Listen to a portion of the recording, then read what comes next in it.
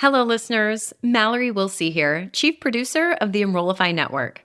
So, everyone is talking about AI these days, but not enough people are taking the time to unpack how AI will impact the future of higher education. And that's why we launched the Generation AI podcast, co-hosted by Artis Cadu, CEO of Element 451, and JC Bonilla, Chief Data Officer at VaynerMedia.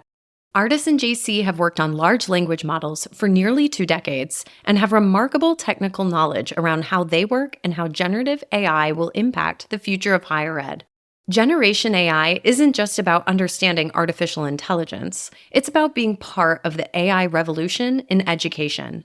Tune in, get informed, and be inspired to innovate in your educational space with the power of artificial intelligence.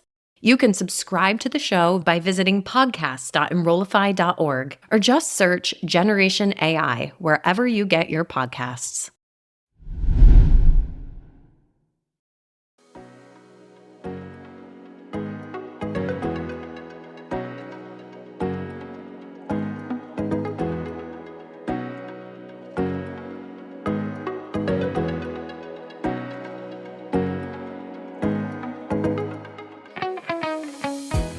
Welcome to Confessions of a Higher Ed CMO, a podcast that empowers higher ed marketers to bring innovation, creativity, and excellence to their work. I'm your host, Jaime Hunt. Join me every 2 weeks for discussions with some of the best minds in higher education marketing. Confessions of a Higher Ed CMO is part of the Enrollify Network, a robust collection of podcasts designed to help higher educational professionals like you grow. Explore our other shows at enrollify.org or check out some of my personal favorites linked in the show notes below. Enrollify is made possible by Element 451, the leading AI-powered all-in-one student engagement platform, helping institutions create meaningful, personalized, and engaging interactions with students. Learn more at element451.com. I'm thrilled to be here with Georgy Cohen at CUPRAP, who is the Director of Digital Strategy at OHO. So you just gave a talk on Elevate Your .edu, what's next and what's best for your higher ed website. So tell me a little bit about that. So basically, the thrust of the talk was like the .edu has evolved over time. When, back when the internet first started, you basically had like those like terrible websites that were like, hello, we exist, basically. We have some things. And then eventually we realized that we have audiences and we should start kind of tailoring and having content more geared towards them, serving them a little bit more.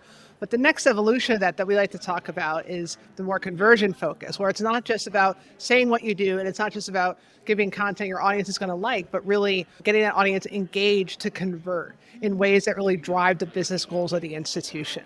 And that really entails having to be more purposeful and more intentional about your .edu. So less reactive, more proactive, making decisions that are really more aligned to what's going to drive your goals, whether it's enrollment or fundraising or promoting these programs or driving brand awareness or correcting brand perception or whatever that may be.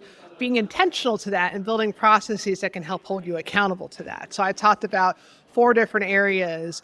There could be 93 different areas, but I focus on 4 that I thought people should be thoughtful about: governance, measurement, diversity, equity, inclusion, and publishing process. So tell me more about how you have more intentionality in those areas. So I think a lot of the challenges that we've seen working with different colleges is that things happen because that's the way they've always happened. We have always done it this way, these legacy processes, and it's hard, right? It's hard to change. It's hard to change a process. It's hard to shift priorities. People get really entrenched in a way of doing things. So, part of being purposeful is trying to sort of reverse that. And instead of just, okay, someone asked me to put X on the website, so I put X on the website. Someone said, write a story about Johnny, and I wrote a story about Johnny. It's like, well, is that the right story to write? It's just owning that and being less reactive to it and saying, well, here are some criteria that I created. They're going to help tell me which stories are actually aligned to what's going to help drive our goals for the website. We know our website audiences are these people. We want these people to do these things. What's the content that's going to help motivate them to do that?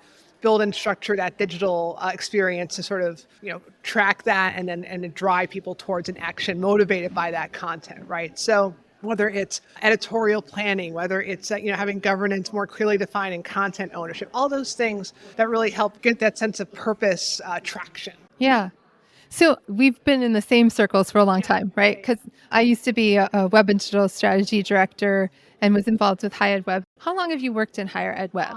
Since 2004. So that's exactly when I started, right? And you're totally right. Like when we started, it was like, just put everything up there. And there was no real intentionality whatsoever. And how do you undo that though? Because I'm dealing with a website that's like 30,000 pages now. And most of it's irrelevant or not useful at this point. I mean, content audit and doing all this, that's the easy part. The harder part is the cultural change. It's getting people to not see the web as just as like this storage, like this junk drawer for content, or just because it's very easy to publish on the web. It's very easy to create a page and publish it, and it's live, and everyone can see it. And that ease just makes it very easy to then like just have things happen and not have accountability around that. So by creating more, I nerd out about governance a lot, and it's about rules and accountability, but I try not to be Debbie Downer about it. It's more like we have a strategy, we have a plan, we have something we want the website to be. We want to make sure that happens. Yeah. So to make sure that the website is aligned to those bigger objectives, we have to sort of put some guardrails around what can and can't happen and who can and can't do stuff and how they do it and how that's managed. Because it's really, really hard, but I think paying attention to the cultural pieces of the folks who are actually engaged in network, whether it's at like that director level or just like the sort of content editor level, the leadership level, there's all different levels at which you need to sort of start pushing a little bit, supporting a little bit, defining a little bit. And things like governance and measurement, it feels so huge, right? But even like a small change, like making a better web content update request form, that's something which it's like it's in your power to change the fields on that form. And that alone can begin setting expectations around. And that feels like a very like sort of niche thing, but it's even just, that's a place to start, right? And then you can do something else, and then you can do something else. I love that you're talking about iterating and starting and like do what you can do within your span of control. Oh, yeah. Like that's so huge because I think that some of the folks listening to this are not going to be chief marketing officers, right? They're going to be directors, assistant directors, managers, coordinators. What advice would you give to someone who's like, I'm not at the top of the org chart. How can I have a say in this? So there's probably still something at some level that they can control. Like they might not own the whole enterprise, but there's a form that they can edit, or there's some minor process, or they can update the guidelines, right? There's some aspect that they probably have some ownership in, and they can change that. And then I think it's even from wherever place you are in the organization, it's being able to then gather information, to then have conversations both up and down the chain to be like, hey, leadership, here's what I'm seeing. Here's what's happening. Here are these priorities. This content is performing well or underperforming. Here's what I'm seeing. Or going to the editors down lower, saying, hey, like, what would make your experience better? How can we support you? Like, what's happening? And being that, you're in that middle level, there's still productive conversations you can have up and down the chain that are going to help educate, help support, and hopefully over time, and that's the thing, it's a long game, but help drive change forward. So there's things that you can control and there's things that you can influence. And just realizing that, even if it feels small, it's one thing, and then you can do that thing and then move on to the next thing. What advice would you give to someone who's maybe a director of web strategy or AVP of digital strategy or something like that? What would you say is the first place to start? If you're talking to somebody who's maybe a little bit more senior, has a little bit more influence across the org. I think getting a better practice around data and how you're using measurement to inform decisions, because I think you're not going to be wrong starting in any of these places, like the things I touched on in my talk, but data it's going to be so transformative to understand and know what's actually happening. If you do a bunch of reactive stuff, what comes of it? Or being able to sort of pull that back into your decision making. That's, I feel, is like the secret sauce. Like that feedback loop is often really hard to build into place. To not like, it's easy to push content out there and be like, cool, we did it. It's like, no, that was like step one. It went out in the world and did some stuff, and then now you can have some data back. And also being willing to say like, okay, that data might tell us that was a bad idea, but that's okay. And it's really hard for higher ed, I think, to understand that you can fail forward. But I think that beginning to think about data, collecting better data, having better conversations about data, and using that to inform your decision making, that's where I feel would be like the best place to start. Shore up that practice and get people culturally bought into it. and demystify it a little bit, I think would be a great first place to start. I love that. I love that. So is this your first time at CUPRAP, or have you been here No, before? it's my third or fourth time. I was last here in 2020. It was March 2020. I remember we were all standing around like, should we be here? Is there anything right? Everyone was kind of anxious. Like, Oh my gosh. yeah, it was wild. Yeah. It was wild. Then the next week, everything shut down. That was a whole bonkers time, and it's hard to believe it's 4 years ago. I know. It's wild. Like when you said 2020, I was like, oh, right, 2 years ago. And then, no, like 100 years ago. Lifetime. But I'm glad to be back. I took in their CUPRAP like a few years back, then I had 2020, and now back in Lancaster, and it's been great so far. Yeah. So with web, I have always felt like web has the opportunity to bust silos. And I end every episode of this podcast talking about busting silos because like every department has a website for the most part. Do you see web as having the ability to bust down silos? I think it can and it must. And a friend of mine who used to work for the University of Minnesota, now works for the GSA and the government, she always talked about bridging silos. Like you might not be able to break them down, but can you at least build bridges between them, right? I like that. And I think just because the nature of the web is that we were talking about everything, right? And the two examples I used in my talk were like, you have like the mail services department website where it's like, how do packages get delivered?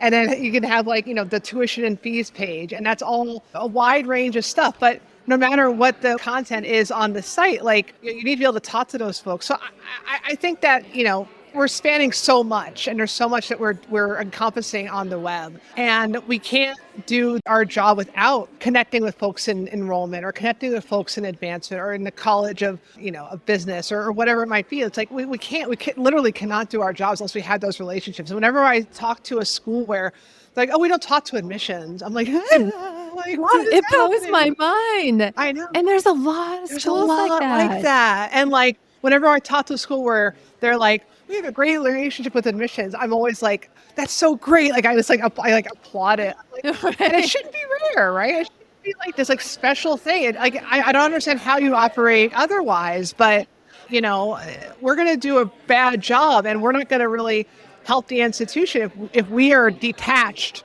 from the entities that it's our job to promote and to sort of make their information and their marketing and whatnot accessible and findable and presented in a clear and engaging way. Like our hands would be tied and their goals would not be well served. So it's mutually beneficial to have those relationships, to have busted or bridge it, whatever we're going to do, but have, to build those connections. So anything that be done, any kind of cup of coffee or anything that you can have with somebody on campus, just to even start. I'm a big fan of just like, to start somewhere. Start with a coffee, start with like an email, start with a Slack message. Like it could feel daunting to like build a relationship with admissions. Just reach out. And if it doesn't work out, try again in 3 months. Right. I 100% agree. 100% agree. And I feel like we just sort of get in these self-reinforced silos. And one of the things, everybody knows I'm spicy, I guess, like I'm always like out there saying crazy things, but like I will remind people it's not your website. You know what I mean? Because sometimes you get into those little like turf wars, and not at my current institution, I'm saying that, but where maybe admissions is like, well, this is my site. And it's like, no, this is the university's website that serves university goals. We need to work together as a university to accomplish these goals. And nothing that we do belongs to one person. And I think that's something like higher ed just needs to get their heads around. And I think that's having leadership and having folks talk about the website internally in that context of it as a business asset for the institution. Like, you don't see the economics department like saying that the grass outside the economics building is theirs and they're going to plant whatever flowers they want. I use the building and grounds metaphor a lot because it's like, like if you came to campus for a tour and it was overgrown with weeds and the trees were all falling on the ground, you'd be like, this place sucks, right? Same with the website, right? Okay, like you let buildings and grounds handle the grass and the flowers outside your building and whatnot. So like, let us give you this digital presence and let us sort of set the standards for it so it can do a good job of telling your story and help you out. And then you help us out by telling us what economics needs to say about the programs or whatever, right?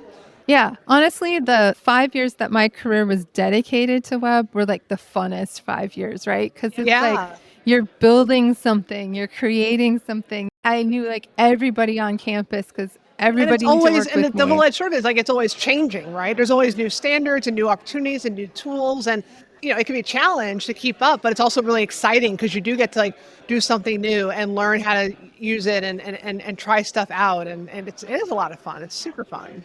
Has your whole career since 2004 been in web?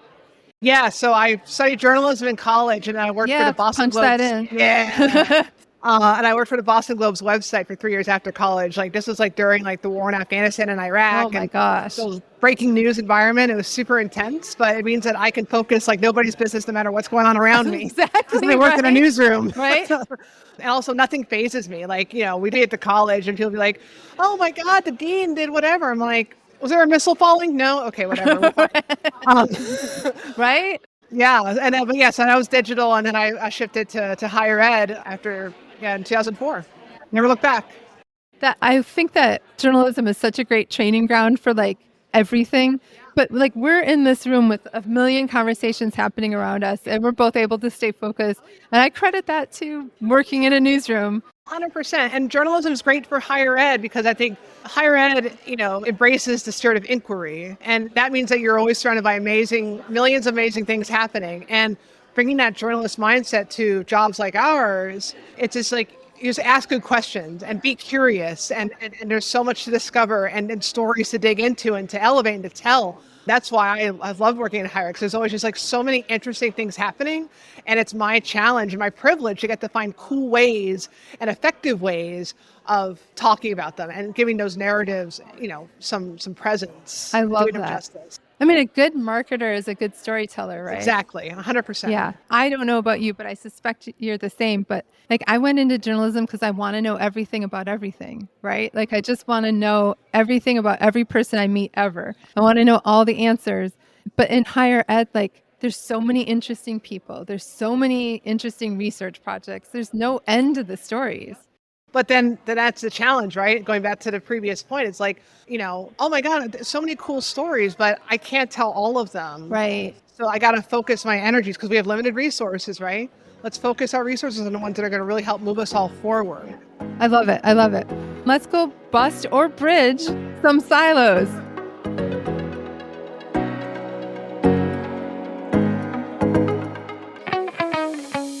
Confessions of a Higher Ed CMO is part of the Enrollify podcast network. If you like this podcast, chances are you'll like other Enrollify shows too. Our podcast network is growing by the month, and we've got a plethora of marketing, enrollment, and higher ed technology shows that are jam-packed with stories, ideas, and frameworks, all designed to empower you to be a better higher ed professional. Our shows help higher ed marketers and admissions professionals find their next big idea and feature a selection of the industry best as your host. Learn from Mallory Wilsey, Seth Odell, Jenny Lee Fowler, Eddie Francis, and so many other of your favorite leaders in higher ed. Enrollify is made possible by Element 451, the leading AI-powered all-in-one student engagement platform, helping institutions create meaningful, personalized, and engaging interactions with students. Learn more at element451.com.